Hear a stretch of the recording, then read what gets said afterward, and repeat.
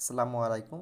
আজকে আমরা 50 থেকে 59 পর্যন্ত বর্গ নির্ণয় করা শিখব খুবই সহজ পদ্ধতিতে।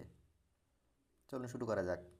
প্রথমে আমরা শূন্যর উপর স্কোয়ার করলে কি হয়,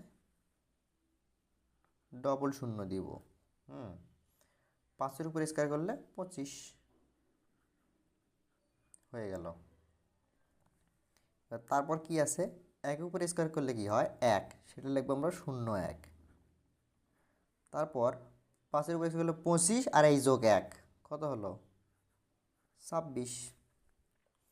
আবার তাহলে 2 উপর স্কোয়ার করলে কি হয়, 4, এই যে 4।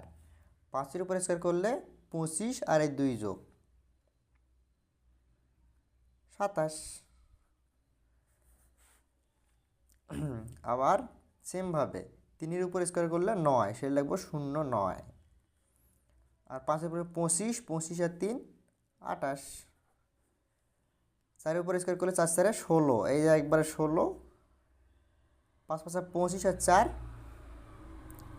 29। তারপর আবার হচ্ছে 5 5 25, 5-এর উপর করলে 25 আর 4, 25 আর 5 কত হলো, 30। 6-এর উপর করলে 6 6 36, 5-এর উপর করলে 25, 25 আর 6 31। 7-এর উপর করলে 7 7 49, 5-এর উপর করলে 25 আর হলো 7 32।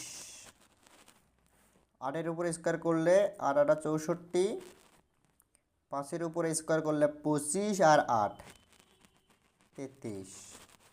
তাহলে এটা কত হবে আপনারা কমেন্টে জানান। Thanks for watching.